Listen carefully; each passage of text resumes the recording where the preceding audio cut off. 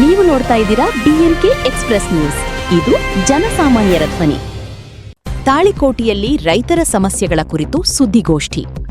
ತಾಳಿಕೋಟಿ ಪಟ್ಟಣದಲ್ಲಿ ರಾಜ್ಯ ರೈತ ಸಂಘ ಹಾಗೂ ಹಸಿರು ಸೇನೆಯ ರಾಜ್ಯ ಉಪಾಧ್ಯಕ್ಷರಾದ ಶಾಂತಗೌಡ ಪಾಟೀಲ್ ನಡಹಳ್ಳಿ ಅವರು ಸುದ್ದಿಗೋಷ್ಠಿ ನಡೆಸಿ ರೈತರ ವಿವಿಧ ಸಮಸ್ಯೆಗಳ ಕುರಿತು ಸರ್ಕಾರದ ಗಮನ ಸೆಳೆದರು.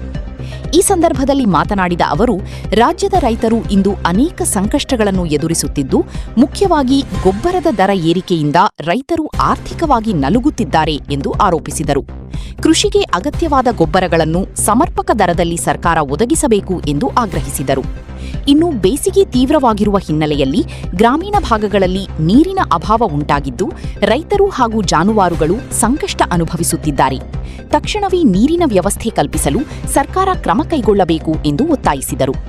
ಅದೇ ರೀತಿ ಕೃಷಿ ಚಟುವಟಿಕೆಗಳಿಗೆ ನಿರಂತರ ವಿದ್ಯುತ್ ಅವಶ್ಯಕವಾಗಿದ್ದು, ರೈತರಿಗೆ 24 ಗಂಟೆಗಳ ಕಾಲ ಗುಣಮಟ್ಟದ ವಿದ್ಯುತ್ ಪೂರೈಕೆ ಮಾಡಬೇಕು. ಪದೇ ಲೋಡ್ ಶೆಡ್ಡಿಂಗ್ ಹಾಗೂ ವಿದ್ಯುತ್ ವ್ಯತ್ಯಯದಿಂದ ರೈತರಿಗೆ ತೊಂದರೆಯಾಗುತ್ತಿದೆ ಎಂದು ಅವರು ಆಕ್ರೋಶ ವ್ಯಕ್ತಪಡಿಸಿದರು. ಎಲ್ಲಾ ಫ್ಯಾಕ್ಟರಿಗಳು ರೈತರಿಗೆ ಮೋಸ ಮಾಡಕತ್ತಿದ್ದಾರೆ. ಯಾಕಂತಂದ್ರೆ ರಿಕವರಿ ಚೆಕ್ ಮಾಡೋರು ಅವರೇ. ಅಲ್ಲಿ ಯಾವುದೇ ಒಬ್ಬ ಅಧಿಕಾರಿ ಇಲ್ಲ, ಸರ್ಕಾರಿ ಅಧಿಕಾರಿ ಇಲ್ಲ, ಯಾವುದೇ ಒಬ್ಬ ರೈತ ಪ್ರತಿನಿಧಿ ಇಲ್ಲ. ಅವರೇನೋ ಲ್ಯಾಬ್ ನಲ್ಲಿ ಏನ್ ಮಾಡಿ ಕಳಿಸ್ತಾರೆ ಅದೇ ಫೈನಲ್. ಈ ರೀತಿಯಾಗಿ ರಿಕವರಿಯಲ್ಲಿ ರೈತರಿಗೆ ಮೋಸ ಮಾಡ್ತಾ ಇದ್ದಾರೆ. ಅಷ್ಟೇ ಅಲ್ಲ, ವೇಟ್ ನಲ್ಲಿ ಕೂಡ ಇವತ್ತು ರೈತರಿಗೆ ಮೋಸ ಮಾಡ್ತಾ ಇದ್ದಾರೆ. ನಾ ಹೇಳ್ತಾ ಇಲ್ಲ, ಈಗಾಗಲೇ ಅವರೇ ಕಂಪನಿಯ ಮಾಲೀಕರೇ ಇವತ್ತು ಶಾಸಕರಿದ್ದಾರೆ, ಅವರೇ ಇವತ್ತು ಅಧಿವೇಶನದಲ್ಲಿ ಮಾತನಾಡಿದ್ದಾರೆ. ಇಲ್ಲ, ರೈತರ ಕಬ್ಬು ಹೊಡಿತಾ ಇದ್ದಾರೆ 2 ಟನ್ ಅಂತ ಹೇಳಿ. ಹೆಂಗಪ್ಪ ಅಂತಂದ್ರೆ ಅವ್ರು ಹೇಳಿದ್ರು, ಒಂದು ಕಾಟ ಏನಪ್ಪ ಬರೀ ರಿಮೋಟ್ ಬಂದಿದ್ರೆ 2 ಟನ್ ಕಮ್ಮಿ ಆಗುತ್ತೆ. ನಾನು ಹೇಳಿದ್ದಲ್ಲ, ನಮ್ಮ ಸೌದಿಯವರು ಹೇಳಿದ್ರು, ಲಕ್ಷ್ಮಣ್ ಸೌದಿಯವರು. ಅದಕ್ಕೆ ನಮ್ದೇನು ಆಗ್ತಾರಪ್ಪ ಅಂತಂದ್ರೆ, ಪ್ರತಿ ಒಂದು ಕಬ್ಬಿನ ಫ್ಯಾಕ್ಟರಿಗೆ ಸರ್ಕಾರದ ವತಿಯಿಂದನೇ ಒಂದು ಬೇವರೇಜ್ ಅನ್ನ ಹಾಕಬೇಕು ಅನ್ನೋಂಥದ್ದು ನಮ್ದು ಬೇಡಿಕೆ. ಈಗಾಗಲೇ ಮನೆ ಸಕ್ಕರೆ ಸಚಿವರು ಹೇಳಿದ್ರು, ಇಲ್ಲ ನಾವೆಲ್ಲ ಶುಗರ್ ಫ್ಯಾಕ್ಟರಿಗಳಿಗೆ ಈಗಾಗಲೇ ನಮಗೆ ರೈತರಿಗೆ ಮೋಸ ಆಗೋದು ಕಂಡು ಬರ್ತಾ ಇದೆ. ಅದಕ್ಕೆ ನಾವು ಎಲ್ಲಾ ಶುಗರ್ ಫ್ಯಾಕ್ಟರಿಗಳಿಗೆ ಸರ್ಕಾರದ ವತಿಯಿಂದನೇ APMC ವತಿಯಿಂದನೇ ಒಂದೊಂದು ಬೇವರೇಜ್ ಅನ್ನ ಹಾಕ್ತೀವಿ ಅನ್ನೋ ಮಾತನ್ನು ಹೇಳಿದ್ದಾರೆ. ಹೇಳಿ ಸುಮಾರು 8 ವರ್ಷ ಆಯ್ತು, 1 ವರ್ಷ 2 ವರ್ಷ ಆಗ್ತಂತ ಯಾಕೆ ಮಾಡ್ತಾ ಇಲ್ಲ? ನಾವು ಕೇಳ್ತಾ ಇದ್ರೆ ಮಿನಿಸ್ಟರ್ಗೆ, ನೀವೇನಾದ್ರೂ ಶುಗರ್ ಫ್ಯಾಕ್ಟರಿ ಮಾಲೀಕರ ಜೊತೆಗೆ ಏನಾದ್ರು ಹೊಂದಾಣಿಕೆ ಆಗದೆ ಅನ್ನೋಂಥದ್ದು ಇವತ್ತು ಒಂದು ಏನಪ್ಪ ಅಂದ್ರೆ ಒಂದು ಸಂಶಯ ಇವತ್ತು ನಮ್ಮೆಲ್ಲ ರೈತರಿಗೆ ಬರ್ತಾ ಇದೆ. ಅದಕ್ಕೆ ಆ ಸಮಸ್ಯೆಗೆ ದೂರ ಮಾಡ್ಬೇಕಪ್ಪ ಅಂದ್ರೆ ನೀವು ಕೂಡಲೇ ಏನಪ್ಪಾ ಅಂದ್ರೆ ಎಲ್ಲಾ ಶುಗರ್ ಫ್ಯಾಕ್ಟರಿಗಳಿಗೆ ಒಂದೊಂದು ಸರ್ಕಾರದ ವತಿಯಿಂದ ಬೇವರೇಜ್ ಹಾಕಬೇಕು. ಈಗಾಗಲೇ ಹೇಳಿದ್ರೆ ಇಲ್ಲ 400 ಕೋಟಿ ರೂಪಾಯಿ ನಾವು ತೆಗೆದಿದ್ದೀವಿ ಅಂತ ಹೇಳಿದ್ರೆ ಯಾಕೆ ಮಾಡ್ತಾ ಇಲ್ಲ? ನಿಮ್ಗೆ ಎಲ್ಲರಿಗೂ ಗೊತ್ತಿದೆ ತಾನೇ ಶುಗರ್ ಫ್ಯಾಕ್ಟರಿ ಮೋಸ ಮಾಡ್ತಾ ಇದ್ದಾರೆ ಅಂತ ಹೇಳಿ. ನೀವು ಮಾಡ್ಬೇಕು, ಅದಕ್ಕೆ ಎಲ್ಲ ಕಾಟ ಮಾಡಬೇಕು.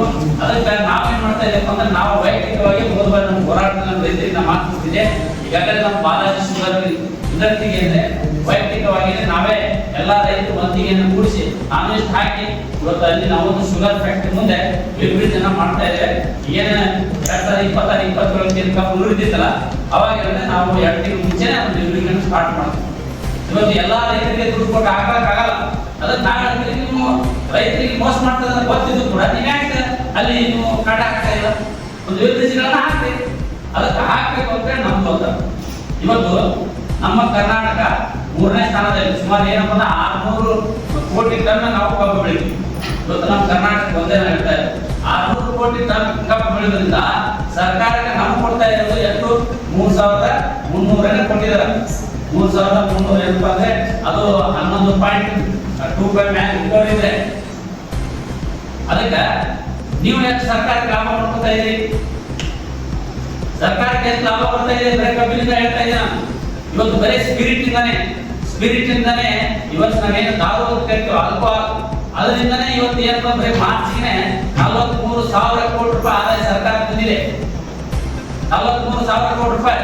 ಈಗಾಗಲೇ ಮೇನಲ್ಲಿ 47,000 ಕೋಟಿ ಮೇಲೆ ಆಗಿದೆ, ಇವತ್ತು ಹೆಚ್ಚಾಗಿದೆ.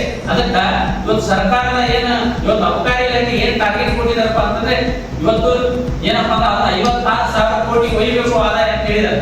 ಅದಕ್ಕೆ ನಾವು ಕೇಳ್ತಾ ಇದ್ದೇವೆ, ನೀವು ಬರೀ ಒಂದು 100 ರೂಪಾಯಿದು ಒಂದು ಬಾಟ್ಲಿನ ಇವತ್ತು 200 ಪಟ್ಟು ಟ್ಯಾಕ್ಸ್ ಹೆಚ್ಚಿಗೆ ಮಾಡಿ ನೀವು 500 ರೂಪಾಯಿ ಮಾಡ್ತಾ ಇದ್ದೀರಿ. ಅದರಿಂದ ರೈತರಿಗೆ ಸಾಕಷ್ಟು ಲಾಭ ತಗೊಳ್ತಾ ಇದ್ದೀರಲ್ಲ. ಅಷ್ಟೇ ಅಲ್ಲ, ಶುಗರ್ ಸೆಸ್ ಇವೆಲ್ಲ ಸೇರಿ 60,000 ಕೋಟಿಗಿಂತ ಹೆಚ್ಚು ಆದಾಯ ಇವತ್ತು ಸರ್ಕಾರ ಕೊಡ್ತಾ ಇದೆ. ನೀವು ಅದರಲ್ಲಿ ನಮ್ಗೆ ಕೊಟ್ಟಿದ್ದು ಎಷ್ಟು?